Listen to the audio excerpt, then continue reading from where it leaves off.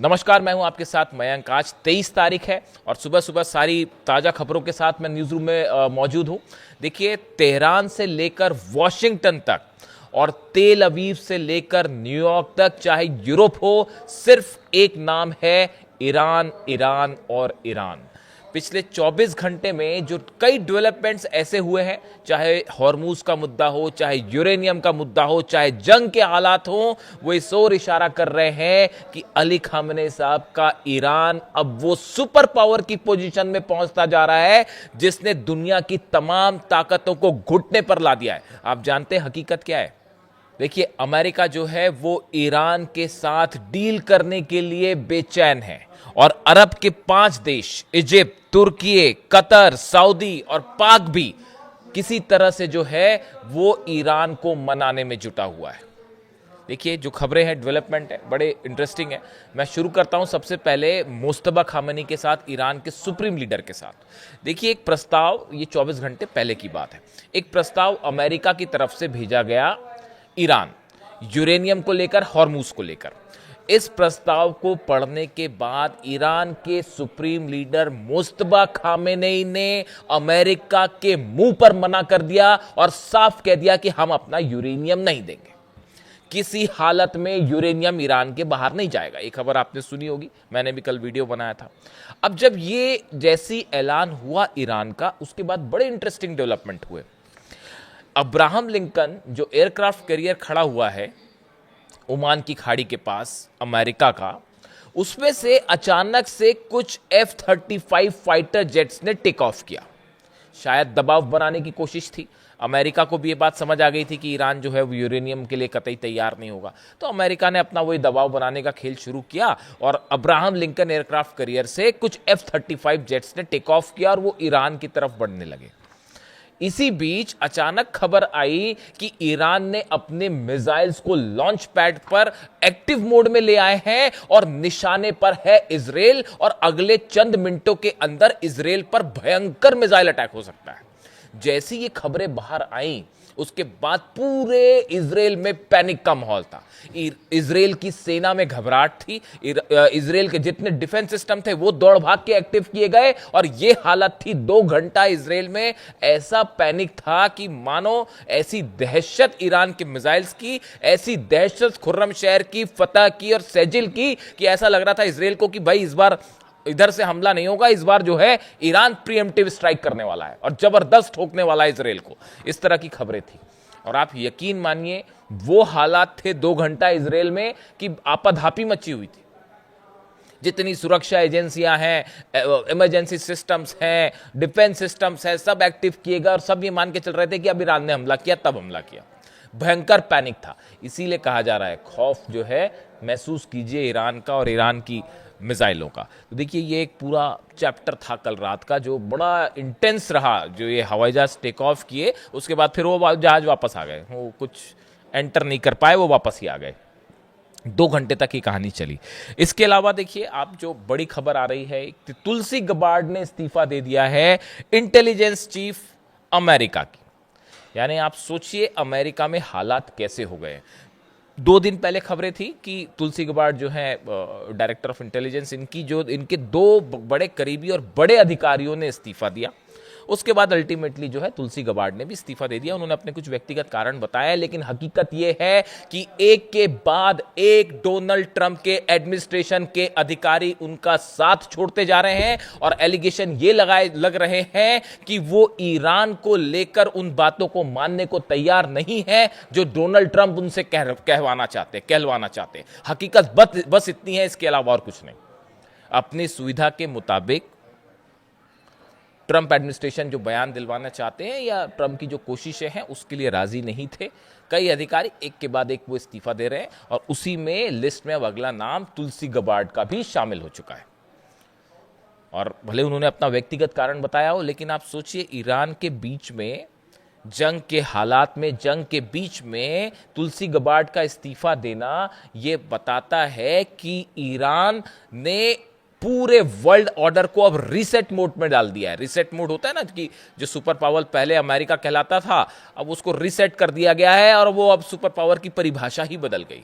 आज आप देखिए मिडिल ईस्ट में सिर्फ ईरान ईरान हो रहा है, इसराइल में सिर्फ ईरान ईरान ईरान हो रहा है, अमेरिका में ईरान ईरान हो रहा है, यूरोप में ईरान ईरान हो रहा है। कुछ तो वजह होगी उसकी। इसके अलावा देखिए अब जो खबर आई जिस तरह से कि मुस्तफा खामेनी ने अपना यूरेनियम देने से मना कर दिया, उसके बाद ये हुआ कि अब मामला जंग की तरफ बढ़ चुका है। किसी सूरत में जो है वो जंग नहीं टलेगी, बस यही आखिरी रास्ता है। लेकिन अब उसमें भी परेशानी है कि अगर अमेरिका की तरफ से हमला होता है, इजराइल की तरफ से हमला होता है, तो पलटवार भी बहुत ज़बरदस्त होगा। और शायद ऐसा पलटवार होगा कि पिछली बार से ज़्यादा, पिछली बार तो 15-16 बेस जले थे, इस बार पता चला कि वो रेंज जो है 7-8 हज़ार किलोमीटर वाली रेंज में सब कुछ तबाह हो जाए। इसकी बड़ी पॉसिबिलिटी है। इस पर मैं अलग से एक वीडियो कर दूंगा आपके लिए। अब देखिए खबर ये थी कि मुस्तफा खामेनी साहब ने मना कर दिया कि हम अपना यूरेनियम नहीं देंगे, बाहर नहीं जाएगा। उसके बाद मनाने की कोशिश शुरू हुई किसी तरह से कि भाई एक बार और कोशिश करके देखिए कि किसी तरह से बातचीत आगे बढ़े, और 5 देश इसमें शामिल हैं। इजिप्ट का डेलीगेशन जो है वो तेहरान में है, तुर्की के अधिकारी तेहरान में है, पाकिस्तान से जनरल मुनीर जो है वो पाकिस्तान पहुंचे हैं, कतर के अधिकारी, सऊदी के अधिकारी, ये 5 देशों के अधिकारी इस समय तेहरान में मौजूद हैं। फोन पर लगातार कोशिशें हो रही हैं कि किसी तरह से मुस्तफा खामेनी साहब के गुस्से को कम किया जाए और किसी तरह से ईरान को बातचीत के टेबल पर लाया जाए और इस जंग को टाला जाए। और खास तौर पर देखिए कल पहले खबरें क्या आई, पहले खबरें आई कि जनरल मुनीर ने अपना दौरा रद्द कर दिया है, क्योंकि मुस्तफा खामेनी ने मना कर दिया यूरेनियम देने से, यूरेनियम शिफ्ट करने से मना कर दिया उन्होंने। तो फिर बात जो है वो जंग की तरफ बढ़ने लगी तेजी से। अब जब वो मामला जंग की तरफ आगे बढ़ा, जितने अरब देश हैं सब इस बात से घबराए हुए कि भाई कहीं हम लपेटे में ना आ जाएं। फिर तो एक बार फिर कल रात को कोशिश शुरू हुई कि किसी तरह से बातचीत शुरू की जाए, जंग को टाला जाए। 5 देश जो है लगातार कोशिश कर रहे हैं और जनरल मुनीर अब खुद तेहरान में है। वो पहुंचे अल्टीमेटली। अब वो उनकी अमेरिका का संदेश जो है वो आगे पहुंचाने में जुटे हुए हैं। हॉर्मूज को लेकर डेडलॉक है और दूसरा जो है वो यूरेनियम को लेकर। ये साफ कर दिया है ईरान ने कि चाहे जो हो जाए, यूरेनियम ईरान की प्रेस्टीज है, ईरान का सम्मान है, उससे किसी तरह का समझौता नहीं होगा। जो जैसी खबरें हैं, सिक्योरिटी काउंसिल में चर्चा हुई ईरान की और उसमें यह कहा गया कि मुद्दा सिर्फ ईरान की यूरेनियम का नहीं है। मुस्तफा खामेनी ये मानते हैं कि अगर हमने अपना यूरेनियम दे दिया तो उसके बाद अमेरिका किसी भी क्षण हम पर हमला कर सकता है, अमेरिका किसी भी वक्त धोखा कर सकता है। बात नंबर 1। बात नंबर 2, ईरान के साइंटिस्ट ने बड़ी मेहनत से शहादत दे के इस यूरेनियम को डेवलप किया है। जो 12 दिन की जंग में ईरान के साइंटिस्ट पे हमला हुआ, जो 40 दिनों के दौरान शहादतें हुई हैं, उनकी मेहनत का नतीजा है ये यूरेनियम, जो किसी हालत में नहीं दिया जाएगा। उन्होंने कहा कि ये ईरान के सम्मान का प्रतीक है जो नहीं दिया जाएगा। तो अब वो यूरेनियम जो है वो सिर्फ ईरान का एक न्यूक्लियर मटेरियल नहीं है, वो ईरान की प्रेस्टीज से जुड़ा हुआ मुद्दा बन गया और उसको सौंपने से इसीलिए मना कर दिया गया। अब हॉर्मूज पे और न्यूक्लियर प्रोग्राम पर मुनीर जाके वहाँ क्या बात करेंगे, ये 5 देश क्या समझाएंगे, बड़ा ही मुश्किल है मामला आगे बढ़ना। इसके अलावा अभी जो स्थिति है उसमें देखिए करीब 1500 जहाज हॉर्मूज में फंसे हुए हैं जो निकल रहे थे। कुछ अब वो भी मुश्किल हालात में है क्योंकि हॉर्मूज में ईरान ने अपनी पकड़ बेहद मजबूत कर दी है। और पहले तो कुछ एरिया था हॉर्मूज का जो कंट्रोल कर रहा था, अब वो इधर यूएई से लेके उधर ओमान तक जो है वो ईरान ने अपनी नेवी उतार रखी है। और अमेरिका की नेवी ने इस बात को स्वीकार कर दिया है कि हम यहां से निकलने वाले जहाजों को सुरक्षा नहीं दे सकते। ये बात भी उन्होंने जो है सेंटकॉम ने दबे छुपे शब्दों में उस बात को स्वीकार कर लिया है। अब देखिए इसी बीच जो है एक बहुत बड़ा डेवलपमेंट है, बेहद अहम डेवलपमेंट। रूस पर एक हमला हुआ है लुहांस्क में। लुहांस्क में एक स्टूडेंट डॉर्मेटरी थी, एक ऐसी बिल्डिंग थी जिसमें काफ़ी सारे स्टूडेंट मौजूद थे, छात्र मौजूद थे। इसके ऊपर ड्रोन स्ट्राइक हुई, इसके ऊपर बड़ा हमला हुआ है। नतीजा ये हुआ वो पूरी बिल्डिंग गिर गई है और कई छात्रों की मौत हो गई है और कई उस मलबे में इस वक्त दबे हुए हैं। खुद पुतिन ने आके इस बात की जानकारी दी कि कई उसमें छात्र बच्चे दबे हुए हैं नीचे, उनको निकालने की कोशिश की जा रही है। कई लोगों की मौत हो गई है, कई लोग घायल हो गए।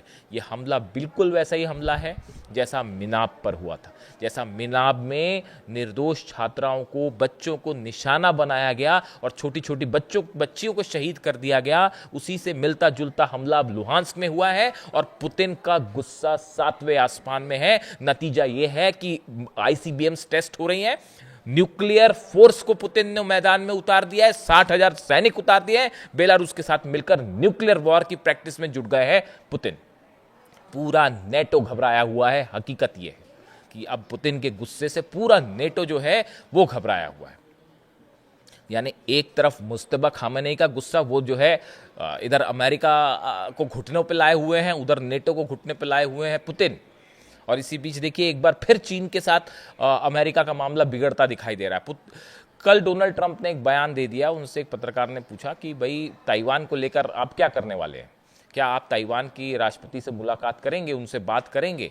तो उन्होंने ये कह दिया कि हाँ, हम उनसे देखेंगे, उनसे बात करेंगे, उस पर क्या हो सकता है हम सोचेंगे। ये बात चीन को बेहद नागवार गुजरी है। और चीन, देखिए चीन और अमेरिका के जहाँ तक संबंधों का सवाल है, दोनों में कोई ट्रस्ट है ही नहीं। वो आपने देखा कि वो जो गिफ्ट दिए थे वो भी फेंक के चले गए वापस। तो वो बातें होती रहती है, कमर्शियल्स डील हो सकती है, लेकिन स्ट्रैटेजिक पार्टनरशिप का कोई सवाल ही नहीं है और ना ही ट्रस्ट का सवाल है, खासकर वेनेजुएला पर हमले के बाद। तो ऐसी स्थिति में अब मामला ये है कि एक बार फिर कोशिशें हो रही हैं कि किसी तरह से ईरान को मनाया जाए। और ये जो जंग सामने दिख रही है, और वो भी हज के बीच में, इस दौरान जो है अगर किसी तरह के हमले होते हैं तो बड़ा पैनिक होगा। सऊदी अरब ने तो अपनी फोर्सेस भी उतार दी हैं। और मक्का के आसपास कल हमने देखा कि बड़ी संख्या में सेना थी वहाँ पर और एक बड़ा सिक्योरिटी के इंतजाम थे, क्योंकि सऊदी समेत तमाम अरब देशों को कल बीच में हालात ऐसे हो गए थे। असल में जब मुस्तफा खामेनी साहब ने मना कर दिया यूरेनियम देने से, तब अचानक से इस तरह का माहौल बन गया था, पैनिक हो गया था कि शायद आज रात या 48 घंटे के अंदर हमला हो जाएगा। उसकी तैयारी में अरब देश जुड़ गए थे कि भाई हमला होगा तो हमारे यहाँ तो मिसाइल आनी तय है। बिना वहाँ से अरब देशों से फाइटर जेट टेक ऑफ किए तो अमेरिका लड़ ही नहीं पाएगा। तो ऐसे हालात में वहाँ पे बड़ा पैनिक का माहौल था। और उस बीच फिर जो है ये एपिसोड हो गया कि इजराइल पर हमला होने वाला है और ईरान इस बार गजब हमला करेगा। ज़बरदस्त पैनिक का माहौल था। इसीलिए मैं कह रहा हूँ कि जो है तेहरान से लेकर वॉशिंगटन तक सिर्फ ईरान ही ईरान है। अब जनरल मुनीर तेहरान में क्या बात करते हैं, बातचीत वाली बात, हालांकि मेरी तो स्पष्ट राय है किसी तरह की ना कोई डील हो सकती, ना कोई बातचीत हो सकती, कहीं कोई संभावना नहीं है। या तो अमेरिका हार मान के वापस निकले, नेतन्याहू हार मान के वापस हो जाए, या फिर जंग करें और जंग करने की हिम्मत दिखाएं और ईरान का करारा पलटवार देखने को तैयार रहें। बस यही है, इसके अलावा कुछ नहीं। जो अपडेट होगा आप तक पहुंचाऊंगा। Thank you so much.